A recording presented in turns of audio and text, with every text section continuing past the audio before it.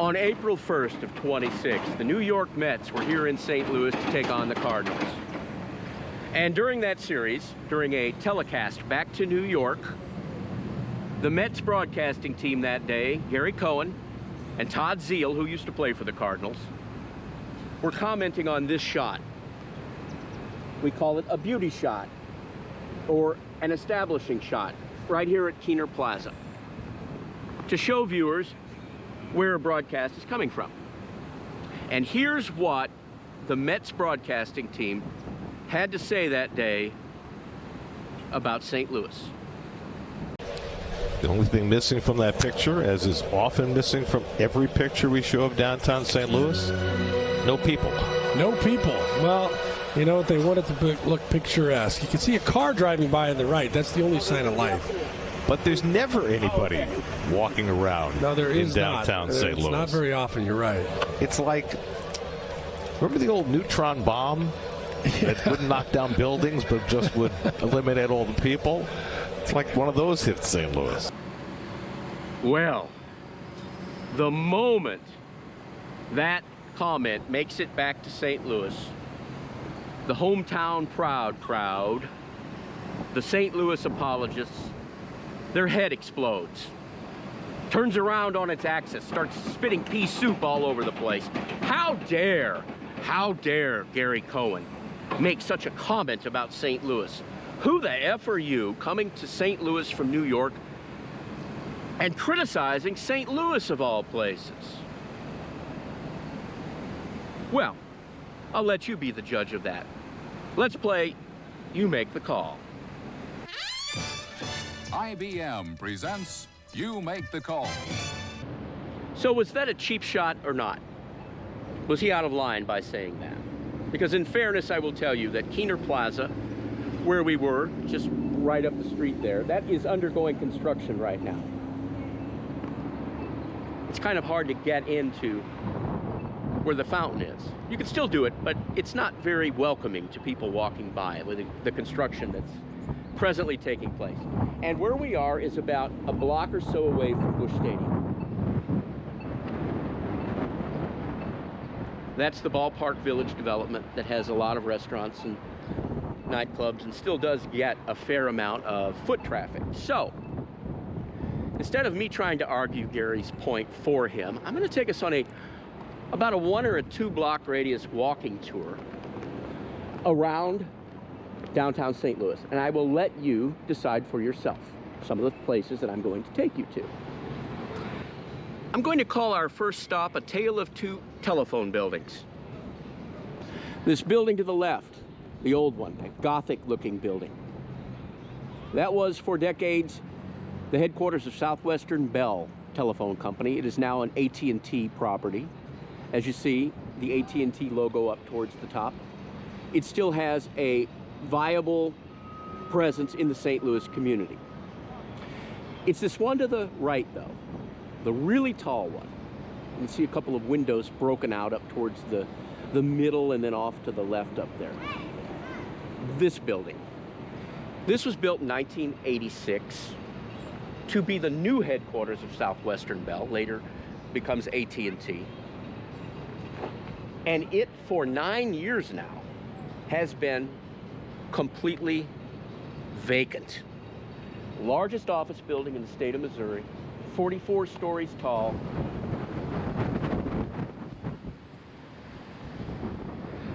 So there would have been the main entrance to the building here on Chestnut Street. As you can see, they have fencing up all around it. Can't even go try the door if you wanted to.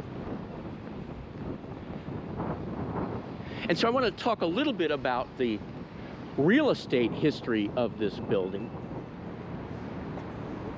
This albatross that the city of St. Louis is trying to desperately figure out, what in the world do we do with something this big that is totally empty? And I think once we look at the real estate numbers, you'll see what a real problem this place has become.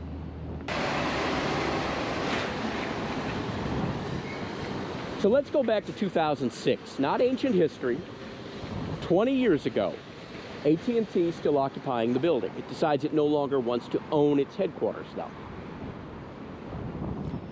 And so it sells off the building to another company with the idea that it is going to lease back the office space. It's a sale-leaseback transaction. And it sells this headquarters building to Inland American Real Estate Trust, and the sale price in 2006 was $205 million. So remember that, $205 million. AT&T vacates this building in 2017. And in 2022, the building sells again. It goes from selling for $205 million in 2006 to a $4 million sale price in 2022. You heard that right. From $205 million to $4 million. That is what a hit this place took in market value when AT&T left. But it sells a third time.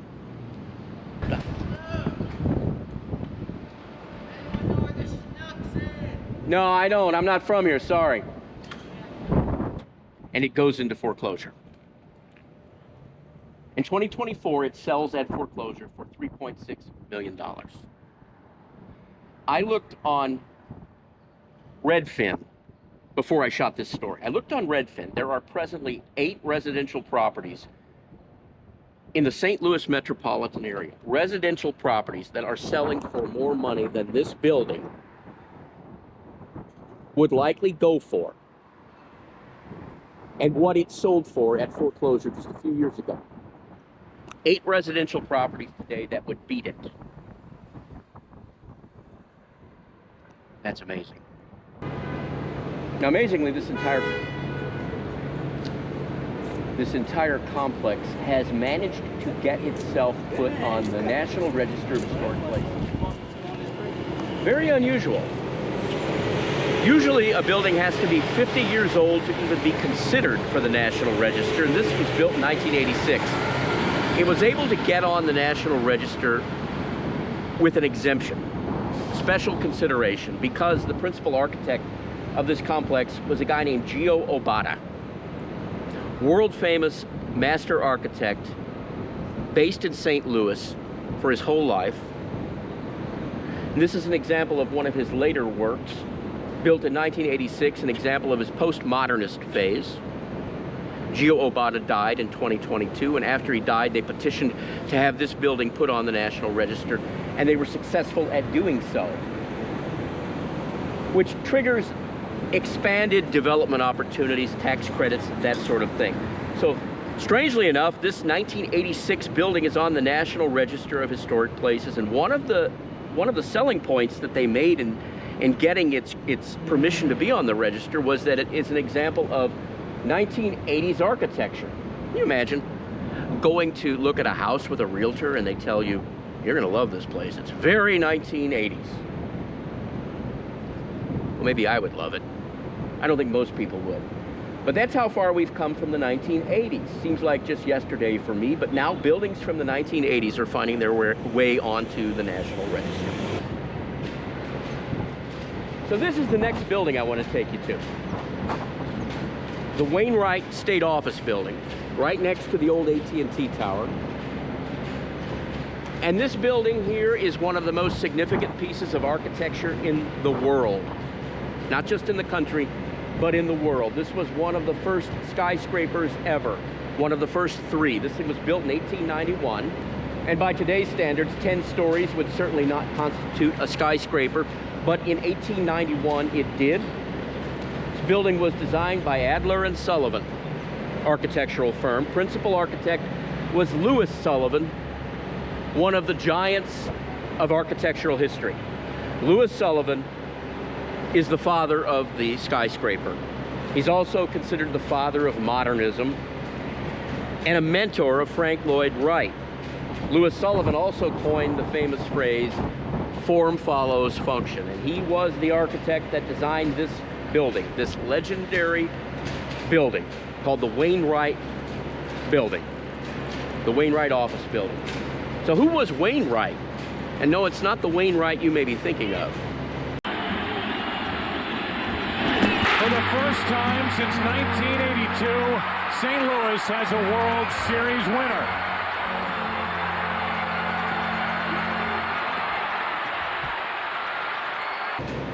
This Wainwright refers to Ellis Wainwright. He is the forgotten piece of the St. Louis brewing triumvirate. Obviously, you have Anheuser-Busch, position 1.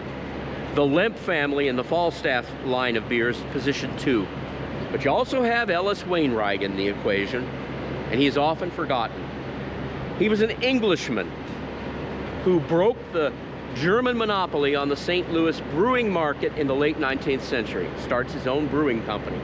And this building he commissions from Louis Sullivan to design a spectacular headquarters for his brewing syndicate. What he was doing was, in addition to his own brewing company, he was getting the smaller brewers around St. Louis to join into one giant syndicate to be able to take on the two giant Anheuser-Busch and Lemp brewing dynasties. He starts his own syndicate, and this building was meant to house that syndicate. Now, in the early 1970s, this building falls into terrible, terrible disrepair, and it becomes vacant. It was slated for demolition in 1973. And it wasn't until then Missouri Governor Kit Bond steps in and saves it. Launches a campaign to preserve the building, and in fact it is purchased by the state of Missouri to serve as a satellite state office building in St. Louis to complement the state capitol buildings in Jefferson City. And it remains that way until just a couple of years ago. In 2024, the state decides it's had enough. It is leaving downtown St. Louis, and today this beautifully historic building, the Wainwright building, also, like the one right next door to it, it is completely vacant.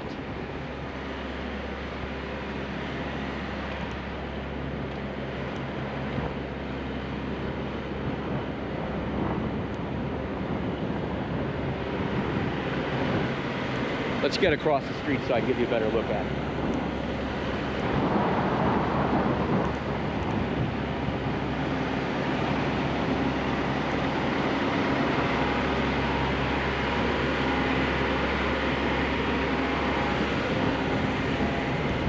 By the way, this was a Hooters until fairly recently. And before that, it was Mike Shannon's restaurant. The ball player who started the fancier restaurant up the street. This is where he started his restaurant empire. It was kind of a Cheers kind of facility, a hamburger and beer kind of place. And then Hooters takes it over, and Hooters has also left St. Louis. But here's a better shot of the Wainwright building. What a beautiful masterpiece this thing is. Completely vacant. And let's face it, I think one of the main things that St. Louis had a problem with, the New York Mets' Gary Cohen comments, was the Neutron Bomb reference. Comparing St. Louis to a city that a neutron bomb went off. And so far, I don't think we've seen anything that would indicate a neutron bomb went off here. But wait, hold on, right up the street. You want to see a neutron bomb? I'm going to take you to a block right off the central business district that looks like Dresden after the war. Technically, that might count as a sign detour also. At one time, that sign said parking. This was the parking garage for the Famous-Barr department store.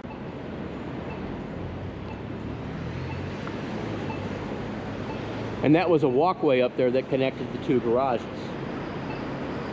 This garage to that garage. And there was another walkway that connected to the department store itself. But as you can see, here's your neutron bomb.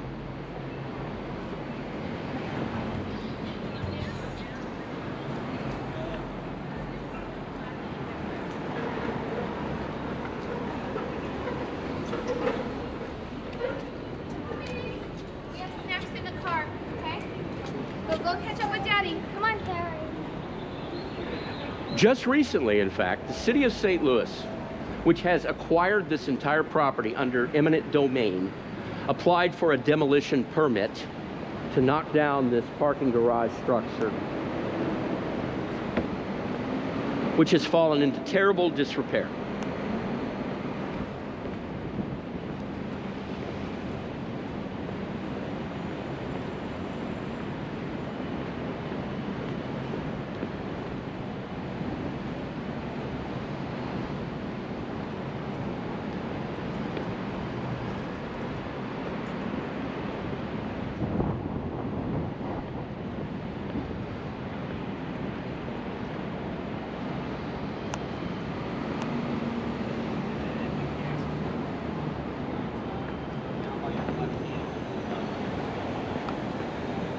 And along with that demolition permit will be this building. This was Charlie Jitto's restaurant. This was Charlie Jitto's restaurant. For decades, a staple of the restaurant scene in downtown St. Louis. So before Cardinal games, luminaries would hold court in this building. Tommy Lasorda was one of the most noted frequent diners here when the Dodgers were in town. And even when the Dodgers weren't in town, it sort of seemed like he was in St. Louis an awful lot. So this was Charlie Jitto's. I think we might even have a sign detour up there because that sign once read Charlie Jitto's. And it's a shame because this ceramic brickwork here, that will go along with the demolition. But there's no saving this. Look at this.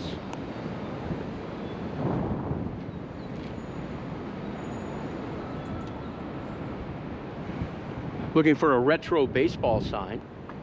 There's an old Budweiser sign featuring Matt Carpenter. How long has it been since Matt Carpenter played for the Cardinals? But look at this place.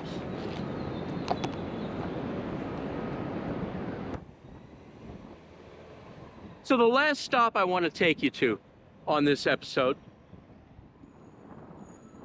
is right across the street from where Charlie Jitto's was.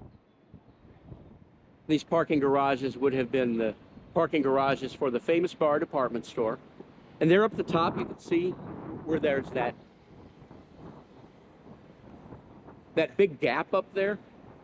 That's because there used to be a walkway there that connected the department store building here to the parking garage there.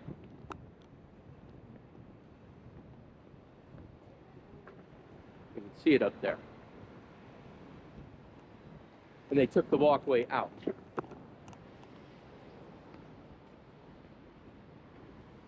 So this building was called the Railway Exchange Building. It's an example of an unusually named building because it never was a railway exchange building. Everybody knows it as the Famous-Barr department store. It was originally designed, however, to be the headquarters for all of the railways, the rail lines that operated in the St. Louis area in the first decade of the 20th century. St. Louis was a massive, massive rail center. And this railway exchange building was conceived to be the headquarters for all of those rail lines. And it just kept the name Railway Exchange Building. Never served that purpose. That never materialized because the rail industry, with the advent of cars, started to suffer a decline. And this instead becomes a department store. It was the headquarters of the May department store company, the largest retailer in the country at one point.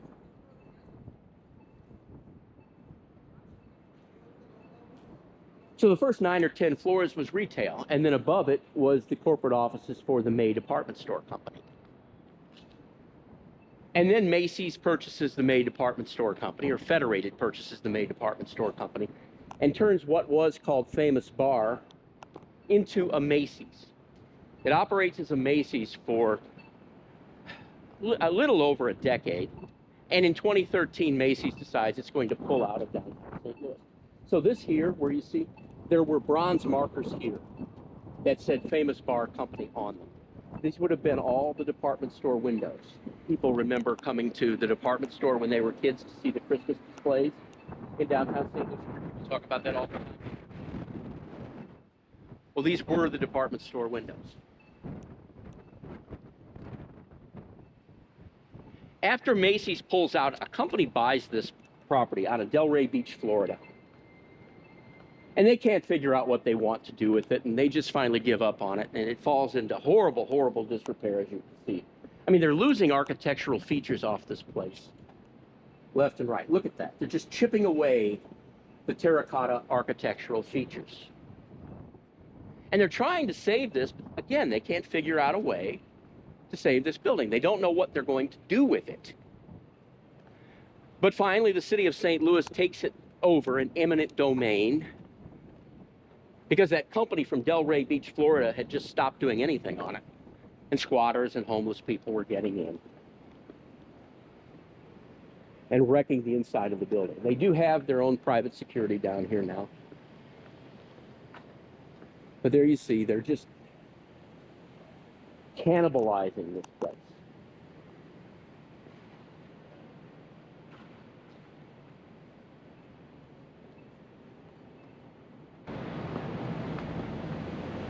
Another bit of a sign detour, their railway exchange building, or at least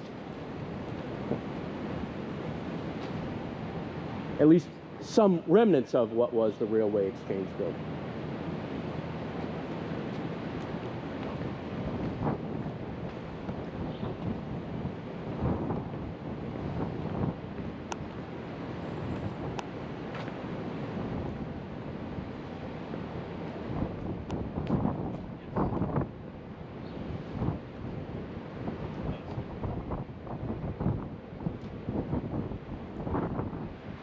I don't know how you would restore that.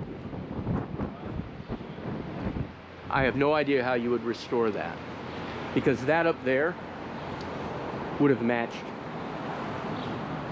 this here.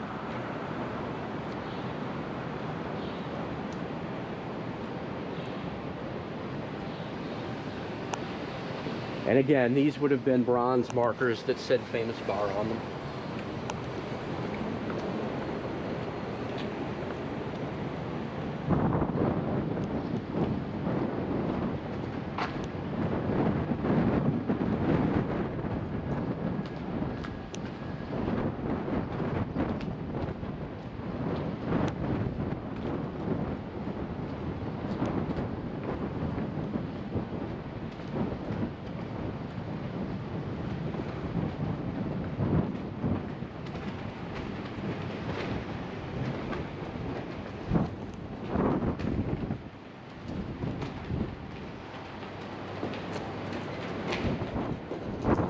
Look at the detail there, where that chain is holding this awning above the sidewalk. Look at the thought they put into that. This building is a treasure, and it is being lost piece by piece, day by day.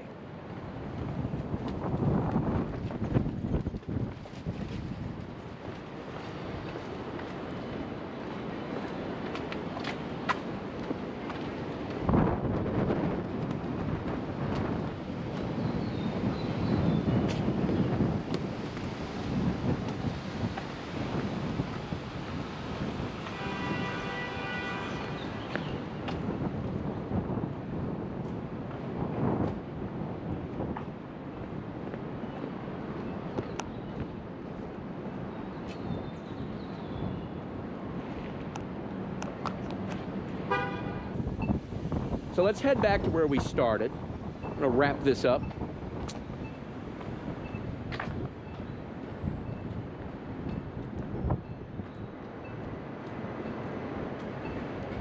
You see where that skywalk was.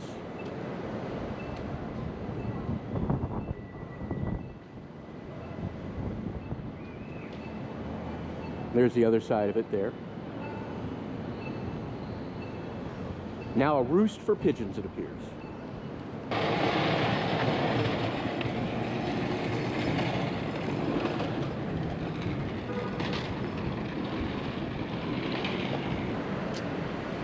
Well, let me take a look here at this parking garage before we get too far away from it.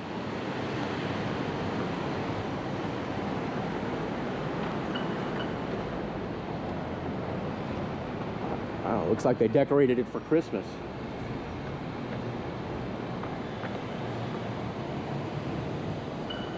Wow.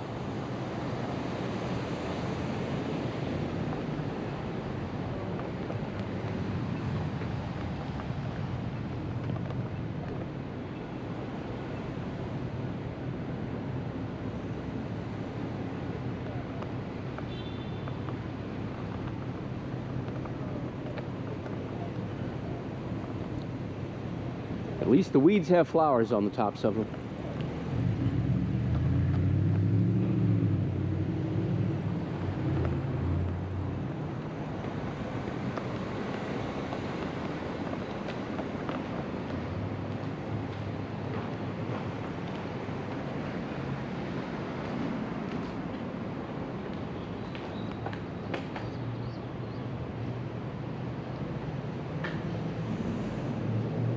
This would have been the backside of Charlie Jitto's.